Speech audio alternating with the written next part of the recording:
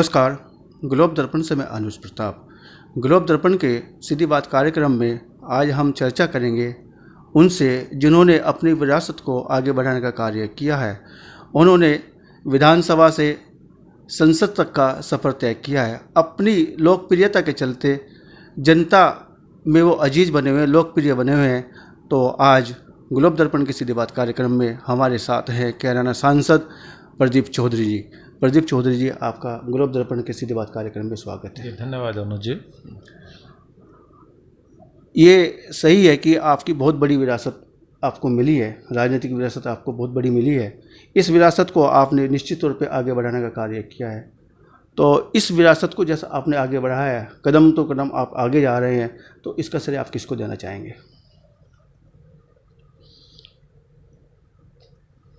पिछले लगभग 20 सालों से मैं राजनीतिक भूमिका में अपनी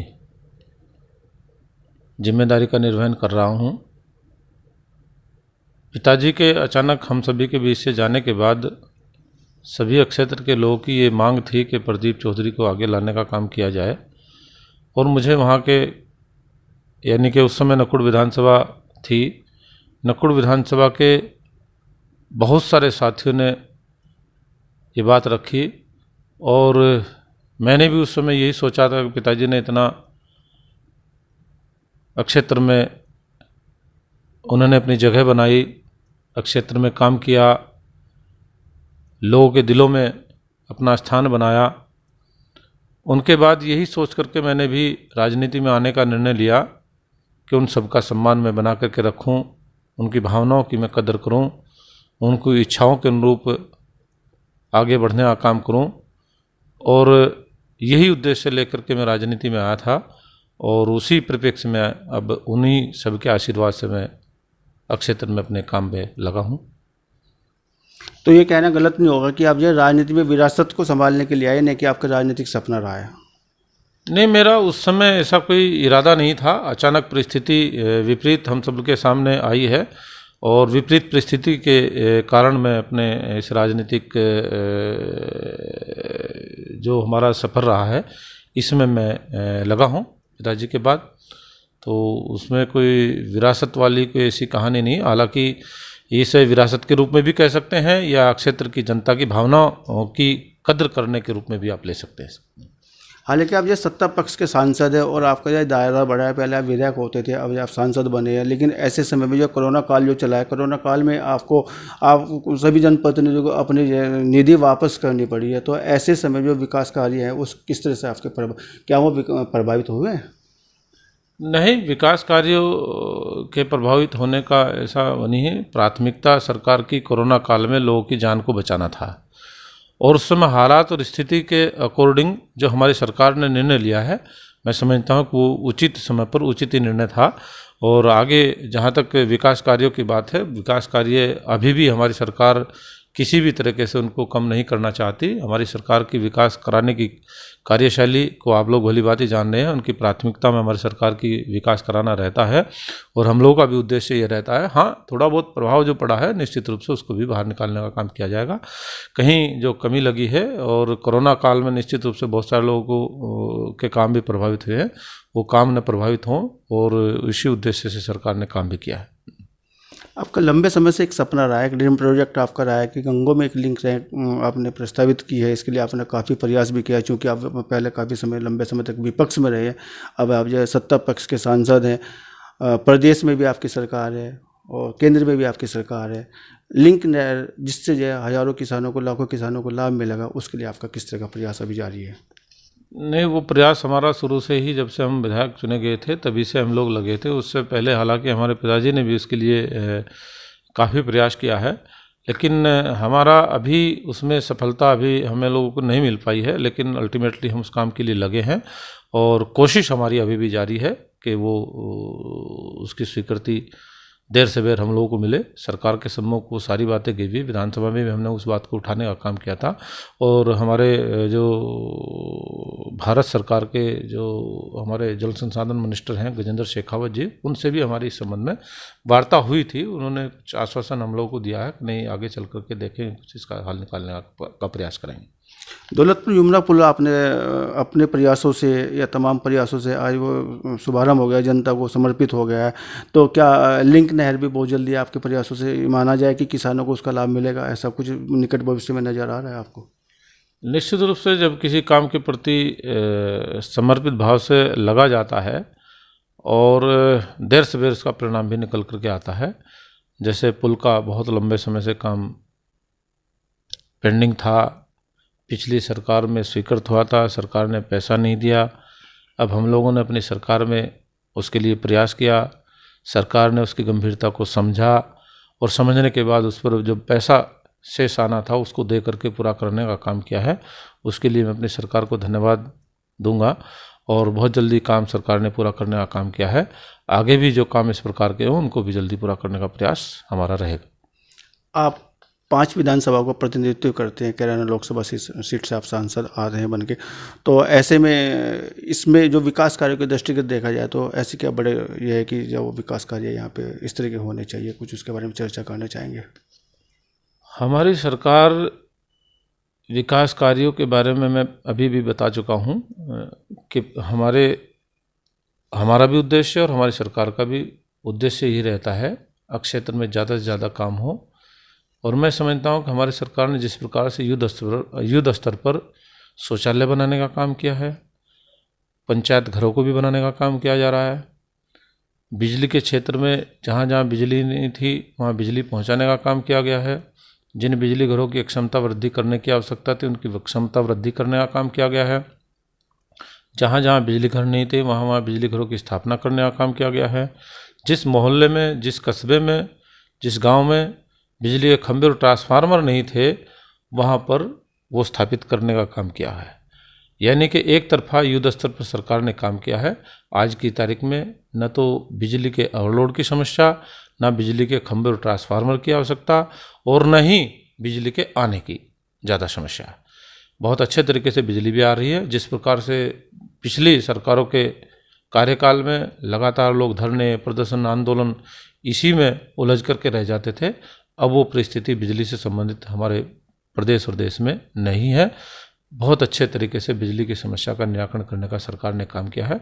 इसी प्रकार से महिलाओं से जुड़ी समस्या, जो चूल्हे पर खाना बनाने का काम महिलाएं करती थी, बहुत बड़ी परेशानी से वो जूझने का काम करती थी, उनके अंदर बहुत सारा धुआं जाता था, बीमार होने का खतरा बना रहता था। आदरणीय हमारे प्रधानमंत्री जी ने उस बात को भी, उनकी समस्या को गंभीरता से समझा और समझने के बाद उस पर निर्णय लिया। उज्ज्वला योजना के तहत बहुत सारे महिलाओं को लाभान्वित करने का काम किया है, परिवारों को लाभान्वित करने का काम किया है। ये एक छोटा काम नहीं, यही भी बहुत बड़ा काम हमारी सरकार ने किया है। इसके अलावा आयुष्मान भारत योजना के अंतर्गत 5 लाख रुपए की बीमा की सहायता जो हमारी सरकार ने देने का काम किया है, वो भी चिन्हित कर करके उन लोगों को भी आयुष्मान भारत योजना से लाभान्वित करने का काम किया है, ताकि जो किसी न किसी कारण, किसी न किसी गंभीर बीमारी से पीड़ित होते हैं, उनको इलाज कराने में किसी प्रकार की समस्या का सामना न करना पड़े, वो जल्दी से अपना इलाज करा पाएँ, ऐसी सुविधा हमारी सरकार ने देने का काम किया है। इसके अलावा अन्य बहुत सारी समस्याओं का निराकरण सरकार ने किया है। विकास के मामले में हमारी सरकार कहीं पीछे नहीं है और लगातार विकास के काम को प्राथमिकता पर करने का कार्य कर रही है। और साथ ही साथ बड़े बड़े निर्णय भी हमारी सरकार ने किए हैं, चाहे वो 3 तलाक का हो, चाहे नागरिकता संशोधन विधेयक हो, चाहे वो कृषि विधेयक हो, चाहे उसके बाद धारा 370 का हटाने का निर्णय हो। ये बहुत ऐतिहासिक निर्णय आज हमारे देश की सरकार ने किए हैं। तो मैं समझता हूँ कि आगे भी किसी बड़े निर्णय को लेने की आवश्यकता पड़ी, हमारी सरकार उससे भी पीछे नहीं हटेगी। राम मंदिर का मुद्दा कोर्ट के माध्यम से जिस प्रकार से सुलझाने का काम किया है, उसका निर्णय कोर्ट ने देने का काम किया, उसको सहर्ष तरीके से देश के लोगों ने स्वीकार करने का काम किया है। शिक्षा को लेकर बच्चों के भविष्य को देखते हुए प्रदेश सरकार ने सहारनपुर को एक यूनिवर्सिटी देने का कार्य किया है। यूनिवर्सिटी जिस जगह स्थापित की जा रही है वो एक अलग से क्षेत्र है, लेकिन अगर हम बात करें पूरे मंडल की, मंडल में 3 जिले आते हैं, 3 जिलों को जो मध्य बनता है लगभग नरोत्ते के उसके आसपास, उसमें मांग भी रही है उन लोगों की, सर्वे भी किया गया है। तो आपका कोई प्रयास रहा है कि यूनिवर्सिटी वहाँ बनाई जाए, लोगों को ज़्यादा लाभ मिल सके, एक साइड में ना बनाई जाए?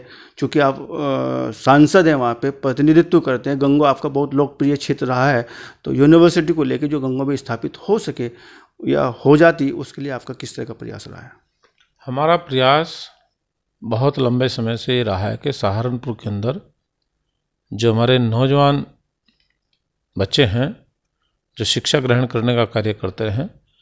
लंबे समय से बहुत सारे नौजवान साथियों ने हम लोगों को भी के सम्मुख भी ये बात रखी थी और विधायक रहते हुए हम लोग इस बात के पीछे लगे हुए थे कि भाई ये समस्या हमारी यूनिवर्सिटी से संबंधित, इसका निराकरण होना चाहिए, यूनिवर्सिटी सहारनपुर में बननी चाहिए।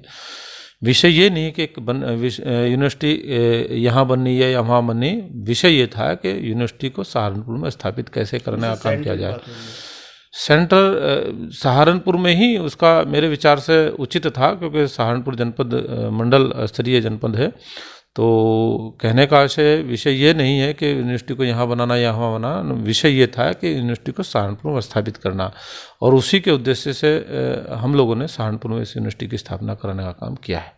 लेकिन सर सर्वे किया गया था ननौत्ता में और वहाँ पे ज़्यादा लाभ मिल सका था, चूँकि चाहे मुजफ्फरनगर भी उसमें सेंटर पड़ता है ननौत्ते का, और आपका श्यामली भी पड़ता है, सहारनपुर पड़ता है। इस दृष्टिगत देखा जाए तो यूनिवर्सिटी ज़्यादा पर्पजली हो जाती है वहाँ पे ननौत्ते में। इसके लिए कुछ इस तरह का प्रयास रहा आपको? नहीं, वो अलग बात है। जब कोई चीज़ आती है, किसी को स्थापित करने का काम सरकार करने पर लगती है, प्रशासनिक तंत्र उस पर कई तरह का सर्वे करते हैं, कई तरह की जगह की उपलब्धता देखती है।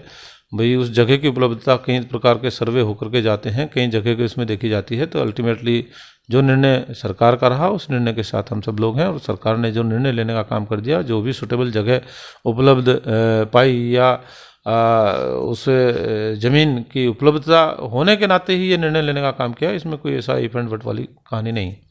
सांसद बनने के बाद आपके जो क्षेत्र में, पूरे लोकसभा क्षेत्र में किस तरह के प्रमुख कार्य रहे हैं, थोड़ा चर्चा करेंगे। हमारा प्राथमिकता विकास की हमेशा रही है, उसी को लेकर के हम काम करते चले आ रहे हैं। लोगों का सम्मान बना रहे, लोगों के सामने जो आने वाली समस्याएं हैं उनका हम लोग प्राथमिकता पर निराकरण करने का कार्य करते रहे हैं। इसके अलावा जो मुख्य विषय हैं वो सड़कों से संबंधित ही ज़्यादा होते हैं। जो हमारे मुख्य मार्ग थे उनकी मरम्मत कराने का काम, जो हमारा सहारनपुर से दिल्ली मार्ग जो जाता है वो बहुत लंबे समय से लंबित था। इस विषय को हमने लोकसभा के अंतर्गत उठाने का काम किया गया, और आज की तारीख में बहुत तेज़ी से सहारनपुर दिल्ली मार्ग पर काम चल रहा है, वाया शामली जो जा रहा है।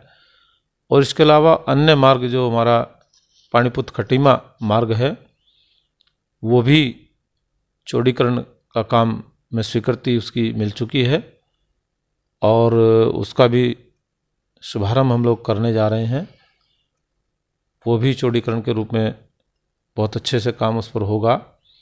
और इसके अलावा एक और मार्ग दिल्ली से लेकर के शामली की सीमा और सहारनपुर की सीमा से होकर के सीधे देहरादून को जोड़ने का काम करेगा। मैं समझता हूँ कि उससे भी एक विकास के आयाम स्थापित होंगे। इसके अलावा हमारे कैराना क्षेत्र के अंतर्गत जो हमारा पिलखनी में मेडिकल कॉलेज है, मेडिकल कॉलेज में कुछ व्यवस्थाओं को और दुरुस्त करने की बात थी। हमने सरकार के सामने उस विषय को रखने का काम किया गया है। बहुत सारी व्यवस्थाओं की वहाँ कमियाँ थी, उसको पूरा करने का काम किया गया है। जो कोरोना काल में जो दिक्कतें आई टेस्टिंग की, उन टेस्टिंग की प्रक्रिया को बढ़ाने का काम किया। ट्रूनेट मशीन की व्यवस्था वहाँ पर कराने का काम किया गया है। साथ ही साथ सरसाव में जो हमारा हवाई अड्डा जो पहले से एयरफोर्स का स्थापित है, साथ ही साथ वहाँ पर जनता के रूप में जनता को सहूलियतें मिले, उसी परिप्रेक्ष्य में सहारनपुर में जो हवाई अड्डे की प्रक्रिया पिछले दिनों माननीय मुख्यमंत्री जी के सम्मुख रखी थी, वो प्रक्रिया भी बहुत तेज़ी से बढ़ रही है। और तेज़ी से बढ़ने के साथ साथ मैं समझता हूँ कि आने वाले समय में जनपद सहारनपुर के सरसावा से हवाई यात्राओं का सफ़र भी शुरू जल्दी ही होगा। और साथ ही साथ आगे आने वाले समय में जो मुख्य समस्या हम लोगों को लगती है वो पानी को लेकर के है। लोगों को शुद्ध पानी पीने को मिले, शुद्ध जल मिले, हर घर जल पहुँचे, ये सरकार ने अपनी कार्य योजना में भी डाला हुआ है। जिस प्रकार से एक तरफा दूसरे क्षेत्रों में काम किया गया है, उसी प्रकार से पानी के क्षेत्रों में भी हमारी सरकार की प्राथमिकता में हर व्यक्ति को शुद्ध जल पहुंचाने की योजना के माध्यम से उन सभी गांव में वाटर टैंक बना करके शुद्ध पेयजल उपलब्ध कराने का कार्य आने वाले कुछ ही समय में शुरू होने वाला है। केरल लोकसभा का क्षेत्र जो है यमुना से जुड़ा हुआ क्षेत्र है। देखने में आता है कि अक्सर जो ये बाढ़ से प्रभावित क्षेत्र रहता है, तो इस पे भी आपने कुछ कार्य किया है जिससे लोगों को वहाँ पे सहूलियत मिल सके, बाढ़ से बचाव किया जा सके। पिछले दिनों जो बाढ़ से प्रभावित हमारा जो क्षेत्र रहा है, कभी कभी बाढ़ से बहुत ज़्यादा नुकसान भी होता है।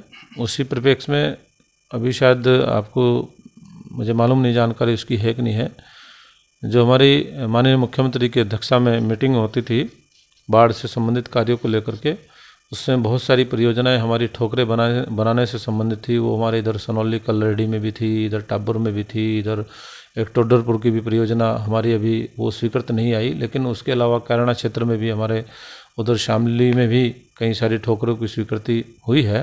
और मैं समझता हूँ कि जो लगभग 26-27 करोड़ रुपए की परियोजना वो स्वीकृत हुई थी पिछले दिनों, और मैं समझता हूँ कि अभी भी जो एक दो परियोजना और शेष हैं जिनको हमने प्रस्तावित किया है, उनकी कार्य प्रगति तेजी पर है। आने वाले समय में जो शेष ठोकरें बनने का काम बाढ़ को रोकने में सहायक सिद्ध होती हैं, उनका भी काम पूरा होने वाला है। लोकसभा क्षेत्र में जो है 4 अन्य क्षेत्र आते हैं, विधानसभा क्षेत्र आता है, लेकिन अगर हम 5वें क्षेत्र की बात करें, गंगो, जो आपका क्रम क्षेत्र जहाँ से आपकी शुरुआत की गई है, अब रही है, पहले नकुड़ में था, वो गंगो विधानसभा क्षेत्र परिसीमन के बाद हुआ है, तो आपका फोकस बहुत ज़्यादा उस पर रहता है, जबकि 4 अन्य विधानसभा क्षेत्र है वहाँ पर फोकस आपका इतना नहीं रहता। क्या जन सुनवाई जैसे, या आप वहाँ पे बैठते चारों क्षेत्रों में? नहीं, ऐसा आपका कहना मैं उचित नहीं समझता। मेरा कार्यक्षेत्र पूरा कैनाला लोकसभा है। सर, इसकी चर्चा पूरी तरह से है। ये भले ही कहने वाले के लिए तो कुछ भी कहा जा सकता है। मैं जितना भी समय मेरे लिए निकलता है, मैं सभी कार्यक्रमों को अटेंड करने का काम करता हूँ और पूरे लोकसभा क्षेत्र में काम करता हूँ। और अधिकांश समय मेरा यहाँ, भले ही हम लोग बैठने उठने का काम करते हैं सुबह शाम का टाइम, लेकिन जो हमारा पॉलिटिकल पॉइंट है वो गंगो में पहले से ऑलरेडी है। वो आज से नहीं है, आज से 40 साल पहले से, 45 साल पहले से गंगो में हमारा पॉलिटिकल पॉइंट है। वहाँ तो हमारा जाना स्वाभाविक बनता ही बनता है। लेकिन साथ ही साथ शामली जनपद में भी हम लोग समय पर जाने का काम करते रहते हैं। कार्यकर्ताओं के साथ बैठ करके उनकी बातों को सुन करके उनका निराकरण करने का काम करते हैं। कल भी मैं शामली में रहूँगा, पूरा दिन शामली में रहूँगा, कई सारे कार्यक्रम हैं उनको अटेंड करने का काम करूँगा। ऐसा आपका कहना मैं उचित नहीं समझता हूँ कि निश्चित रूप से सभी की भावनाओं का ख्याल रखने का काम मेरा है, और उस दायित्व का निर्वहन मैं अपने कार्य क्षेत्र में भी और अपने लोगों के सम्मान के रूप में भी, और किसी भी प्रकार से किसी की भावनाओं को ठेस न पहुँचे, ये मेरा प्राथमिक उद्देश्य रहता है। दौलतपुर यमुना पुल बनवाने का कार्य आपने अपने प्रयासों से किया है, तो ऐसे में वहाँ से अगर हम बात करें सड़कों की, कि जो वहाँ से जो सड़क निकल रही है, उस सड़क के लिए आपका क्या प्रयास, किस तरह का प्रयास आपका रहा है? दौलतपुर पुल की जहाँ तक आपने अनुज जी बात की है, वो पुल हमारे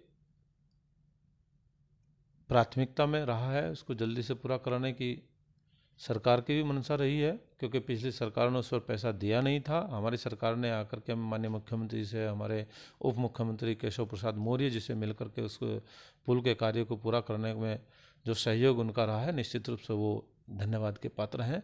और इसी क्रम में जहाँ तक उस सड़क के बनाने की बात है, उस सड़क का प्रस्ताव भी पारित हो चुका है। साथ ही साथ वो सड़क हमारी दौलतपुर से लखनौती, लखनौती से गंगो, नौनता, देवबंद होते हुए मंगलोर तक उत्तराखंड को मिलाने का काम करती है।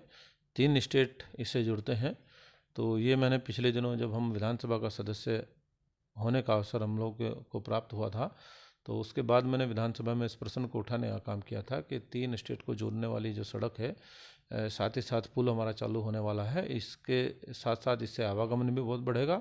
और दूसरा विषय ये भी था कि भाई हरिद्वार जाने वाला रास्ता भी हमारा शॉर्ट हो जाएगा।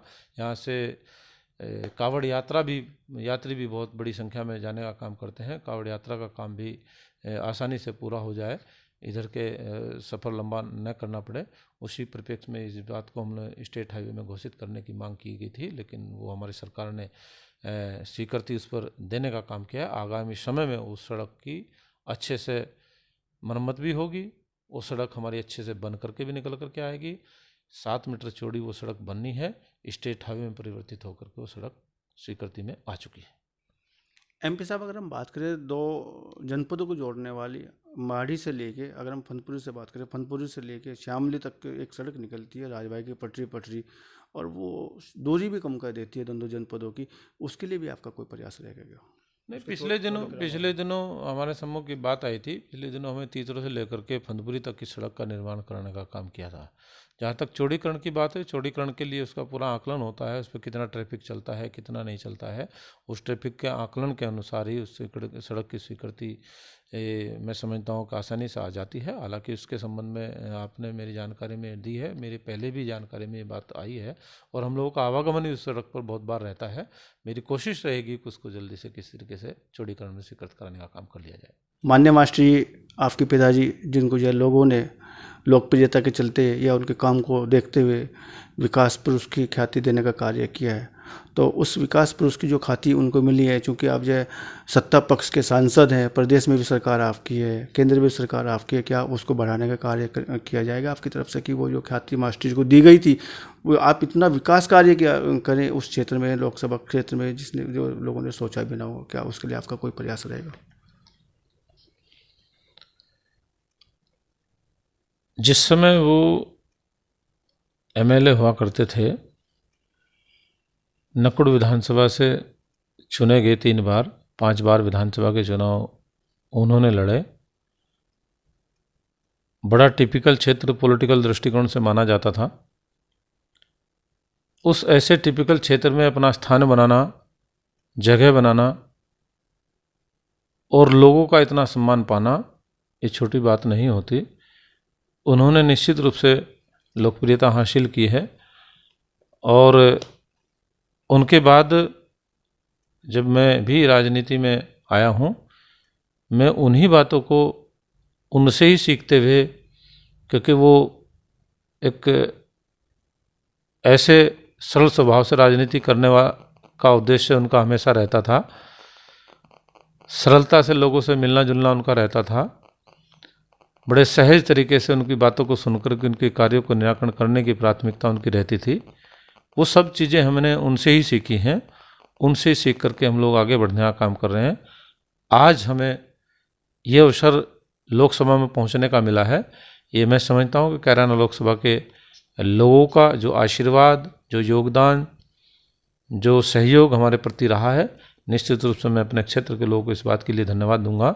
और साथ ही साथ जो आपने बात कही है कि क्या आप उसको बढ़ाने का काम करेंगे, 20 साल पहले से मैं राजनीति में अपने कदम रखने का काम किया था। 3 बार विधानसभा में पहुंचने का अवसर मुझे भी मिला है।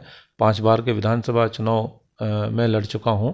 6ठी बार में लोकसभा का चुनाव लड़ करके हमारी भारतीय जनता पार्टी ने जो विश्वास मेरे ऊपर कायम किया है, और उस विश्वास को कायम रखने का काम मैं आगे भी करता रहूं, और पार्टी इसी प्रकार से जो विश्वास मुझ पर रखने का काम कर रही है, आगे भी इसी प्रकार से रखने का काम करती रहेगी। लोगों के भरोसे पर, लोगों के उस विश्वास पर मैं खरा उतरने का प्रयास मेरा जारी इसी प्रकार से रहेगा, और जो उनके काम होगा उनको प्राथमिकता पर करने का काम मैं करता रहूं, ऐसी मुझे लोगों से आशा है। काजी रशीद मसूद जी अब हमारे बीच में नहीं रहे हैं। चूँकि राजनीतिक शुरुआत की अगर हम बात करें, आपकी राजनीतिक शुरुआत भी उसी परिवार से रही है, उनके न रहने पे आपकी किस तरह की प्रक्रिया, क्या वो स्थान भरा जा सकता है, क्या उस किस तरह की प्रक्रिया आप देना चाहेंगे? नहीं, रशीद मसूद जी स्वाभाविक रूप से उन्होंने एक अच्छे पॉलिटिशियन के रूप में अपनी भूमिका निभाने का काम किया है। आज वो हमारे बीच में नहीं है। हम दिवंगत आत्मा को, उनकी आत्मा की शांति के लिए प्रार्थना जरूर करेंगे। निश्चित रूप से उनका एक कैरियर, उनका दौर बहुत अच्छा रहा है, लेकिन अल्टीमेटली वो आज हमारे बीच में नहीं है। इसका हम सभी को बड़ा दुख भी है। साथ ही साथ हम लोग उस समय उनके साथ थे, और ये समय हमारा कुछ दिनों से उनके साथ रहना नहीं है। अलग अलग दलों में हम लोग रहे हैं, लेकिन अल्टीमेटली अपनी जब ऐसी परिस्थिति बन जाती है, विचारधारा परिवर्तित हो जाती है, तो मैं समझता हूँ कि भारतीय जनता पार्टी की विचारधारा से हम लोग जुड़े हैं। हम आज की तारीख में भारतीय जनता पार्टी के एजेंडे पर काम करने का कार्य कर रहे हैं, तो निश्चित रूप से हमारा उद्देश्य, हमारा कर्तव्य, हमारा दायित्व बनता है हम भारतीय जनता पार्टी को मजबूत करने का काम करते रहें। बड़ा क्षेत्र आपको मिला है लोकसभा के रूप में, कोई बड़ा उद्देश्य आपका है, कोई बड़ा ड्रीम आपका है, कोई बड़ा सपना आपका है इस चीज़ को लेकर?